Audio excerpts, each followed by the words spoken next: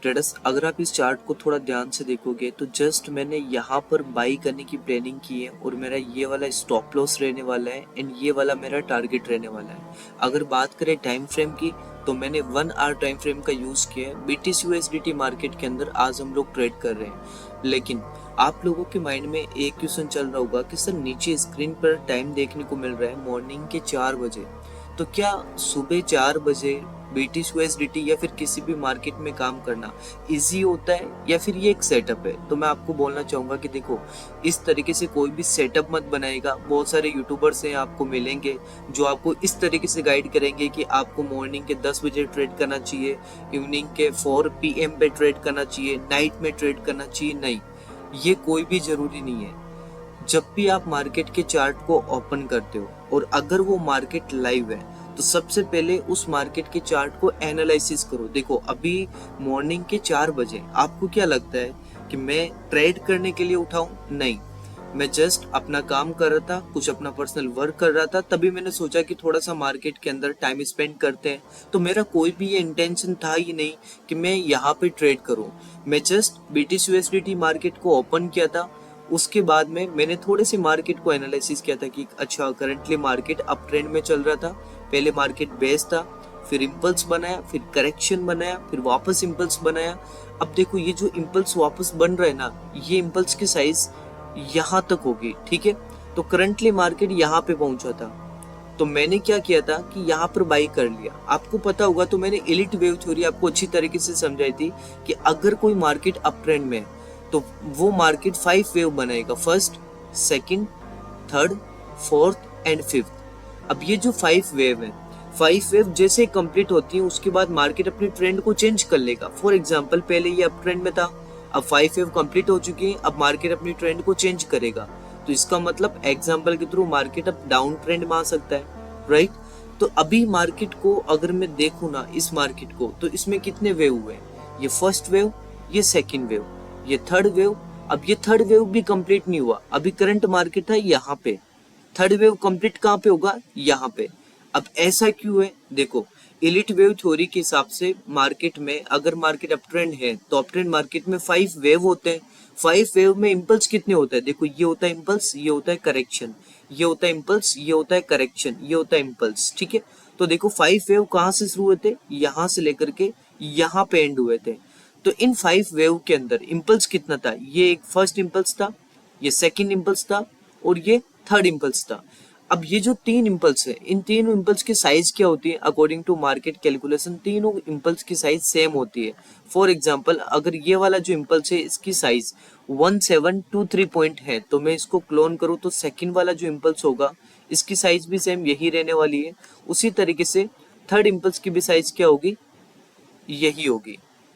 तो ये same concept हम लोग यहाँ पे भी यूज कर रहे हैं कि देखो, फर्स्ट इम्पल्स जो था वो कितने पॉइंट का था? 3188 पॉइंट का। तो सेकंड इम्पल्स भी कितने पॉइंट का होगा? 3188 पॉइंट का। तो करंट मार्केट कहाँ पे था? यहाँ पे था। इसका मतलब अभी भी मार्केट को कितना पॉइंट ऊपर जाना था? आप चेक कीजिए, यहाँ से यहाँ तक जाना बाकी था, मतलब 791 पॉइंट। ओवरऑल हम लोग बोल सकते हैं कि 800 पॉइंट्स, ठीक है। तो ओवरऑल मार्केट को भी 800 पॉइंट्स ऊपर जाना था, इसलिए मैंने क्या किया था? यहाँ पे बाई किया था। ओके, अब मैंने टारगेट ये वाला क्यों रखा? क्योंकि ये जो इम्पल्स है ना, इसकी साइज 3188 पॉइंट कहाँ पे होगी? यहाँ पे होगी। मतलब यहाँ तक तो मार्केट को जाना है और करंट मार्केट यहाँ पे, तो सिंपल सी बात है ना, मैं अपना ये वाला टारगेट सेलेक्ट करूंगा। और अगर स्टॉप लॉस की बात रही तो स्टॉप लॉस को थोड़ा सा मैं इस तरीके से देखूंगा कि यहाँ पे देखो, एक छोटी सी एक ट्रेंड लाइन बन रही है, तो इसके जस्ट नीचे में मैं एक स्टॉप लॉस रखूंगा। ओके, अब आपके माइंड में एक चीज चल रहा होगा कि सर चलो ठीक है, आपने टारगेट और स्टॉप लॉस काफी अच्छा रखा है, लेकिन पॉइंट्स देखो ना, 800 पॉइंट का आपका टारगेट हो रहा है और स्टॉप लॉस 400 के समथिंग का हो रहा है, मतलब 1/2 के समथिंग का रेशियो हो रहा है। तो ये कुछ ज्यादा बड़ा टारगेट या स्टॉप लॉस नहीं हुआ क्या? तो देखो, मेरी प्लानिंग इसको होल्ड करने की है। अगर मैं इंट्राडे टाइप की कोई ट्रेड कर रहा था, हालांकि इंट्राडे पोजीशन ही है, ठीक है, 800 पॉइंट्स कुछ बड़ी बात नहीं है। BTC USDT मार्केट के लिए एक पॉइंट लेके जा सकती है, ठीक है, एक जस्ट एक कैंडल इतने पॉइंट्स कवर कर सकती है। अगर आप लोग थोड़े से देखने की ट्राई करोगे तो ये वाला जो कैंडल है ये कितने पॉइंट का? देखो, 1300 पॉइंट का है और हमारा टारगेट तो जस्ट कितना है? 800 पॉइंट का, मतलब ओवरऑल 1 घंटे के टाइम फ्रेम की 1 घंटे की कैंडल भी हमारे टारगेट को हिट कर सकती है। और चांसेस ज्यादा है कि एक ही कैंडल हमारे टारगेट को हिट करे, क्योंकि अभी ये हाई वोलेटिलिटी वाली कैंडल बन रही है। हाई वोलेटिलिटी कैंडल बनने का मतलब होता है कि एक ही कैंडल 800 पॉइंट के समथिंग की हो जाए। ओके, तो मेरी यहाँ पर एंट्री क्यों थी मैंने आपको अच्छी तरीके से समझाया, मेरा टारगेट यहाँ पे क्यों था एंड स्टॉप लॉस यहाँ पे क्यों था, मैंने हर एक चीज आपको कंप्लीटली बता दिया है। और जो लोग ये सोच रहे हैं कि सर टाइम फ्रेम का थोड़ा सा मोटिव होता है कि हमें 5 बजे सुबह ट्रेड करना चाहिए या फिर इवनिंग को करना चाहिए, तो मैं आपको एक ही चीज बोलूंगा, आप जब भी फ्री हो, मार्केट लाइव है, आप चार्ट को एनालिसिस करो। अभी मैंने भी कोई ट्रेड करने का मेरा बिल्कुल भी सीन नहीं था, लेकिन जब मैंने चार्ट को एनालिसिस किया तो क्लियर कट मुझे ट्रेड मिल रहा था। तो चलिए अब हम लोग थोड़ा सा वेट करते हैं, मार्केट एक बार हमारे टारगेट को हिट कर दे, उसके बाद हम लोग कुछ और इम्पोर्टेंट ऐसी बातें हैं जिसके ऊपर डिस्कस करने वाले हैं। तो थोड़ा सा वेट कीजिएगा, बिल्कुल भी इस वीडियो को स्किप नहीं करना है, ये बहुत इंपॉर्टेंट क्लास है आपके लिए। ओके, सो थोड़ा सा वेट कीजिए।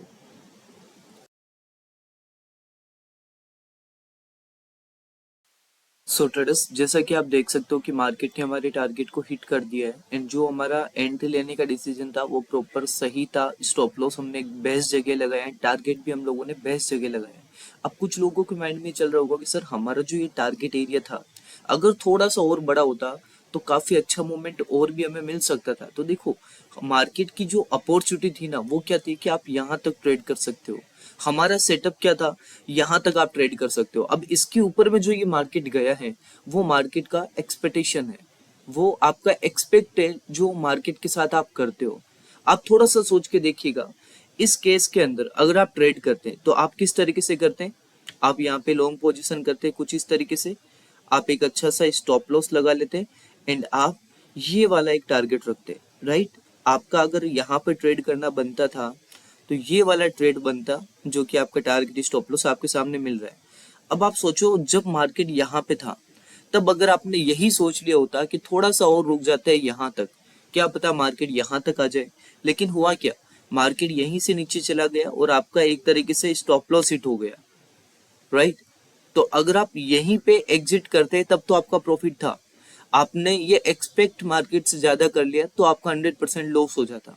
ठीक है, तो इस केस के अंदर चलो मैं मानता हूं कि यहाँ पर हमारा टारगेट एरिया था लेकिन थोड़ा ऊपर रखता तब भी प्रॉफिट हो जाता। लेकिन फिर क्या होता है कि आपकी जो साइकोलॉजी होती है, आपकी जो माइंडसेट होता है, आपका डिसिप्लिन होता है, वो आपके पास नहीं रहता।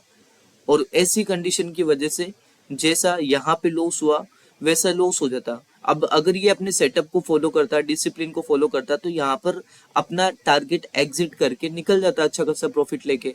लेकिन थोड़ा और एक्सपेक्ट किया, इसकी वजह से क्या हुआ, मार्केट ने फॉल किया और इसका स्टॉप लॉस हिट कर दिया। तो यही चीज मैं आपको समझाना चाहता हूँ कि मार्केट आपको जितना दे रहा है आप बस उतना ले लीजिए, उससे ज्यादा आप मार्केट में ओवर एक्सपेक्ट मत कीजिए। ओके, सो जैसा कि आप लोगों को पता है कि हम लोगों ने यहाँ पे बाई करने का डिसीजन लिया, तो उसके लिए हम लोगों ने इलिट वेव थ्योरी को जाना था, वेव थ्योरी को हम लोगों ने समझा था, इम्पल्स एंड करेक्शन मूवमेंट को हम लोग अच्छी तरीके से देखा था, मार्केट की कैलकुलेशन को हम लोगों ने यूज किया था, और भी बहुत सारे ऐसे हिडन कॉन्सेप्ट है जो मैंने यहाँ पर बाई करते वक्त देखे थे और मैंने उनका यूज किया था। बट मैं वो चीजें ओपनली नहीं बता सकता, बट मैं वो सारी चीजें जरूर ओपनली बता रहा हूँ जिससे आप आगे जाकर के एक प्रॉफिटेबल या एक प्रोफेशनल ट्रेडर बन सकते हो। कोई बड़ी प्रॉब्लम नहीं है। लेकिन आप में से वो लोग जो लोग सीरियस है और वो एक सिंगल वे के अंदर, अभी मैंने एक सीरीज स्टार्ट की है जिसके अंदर मैं 2 सीजन आप लोगों के सामने प्रोवाइड करूंगा, और उन 2 सीजन के अंदर अंदर जो सीजन फर्स्ट है और सीजन सेकंड है, तो इन दोनों के अंदर अंदर मैं 15 डेज के अंदर आपको जीरो से, बिगनर से एक प्रॉफिटेबल ट्रेडर बना रहा हूँ, प्रॉफिटेबल से प्रोफेशनल और प्रोफेशनल से डार्क लेवल के ट्रेडर, जिसमें आपको नोट्स मिल रहे हैं, आपके एग्जाम्स भी होंगे, रिकॉर्डेड क्लासेस मिल रही है, डाउट क्लासेस हो रही है।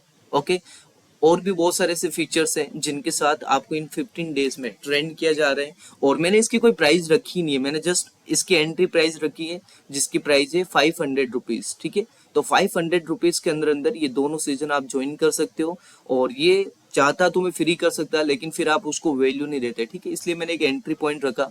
और बिल्कुल भी ये मत सोचना कि 500 इतनी चीप प्राइस है इसलिए मतलब इसके अंदर कुछ हाई कंटेंट नहीं मिलेगा। तो मैं आपको बोल सकता हूँ कि आपके आज तक पूरे यूट्यूब में आप किसी ऑनलाइन या ऑफलाइन में नहीं हुआ, वो सब कुछ मैं आपको 500 में वहां करके दे रहा हूँ। ठीक है, तो अब वो आप ही डिसाइड करते हैं। अगर आप सीरियस हो और एक अच्छी डायरेक्शन में सीखना चाहते हो तो डिस्क्रिप्शन में हमारे व्हाट्सएप नंबर होंगे, आप हमारी टीम के साथ कांटेक्ट कीजिएगा और वहां पर आप अपने 500 रुपीज पे आउट करके इन दोनों सीजन को ज्वाइन कर सकते हो। ठीक है, थैंक यू सो मच, मिलते हैं नेक्स्ट क्लास के अंदर।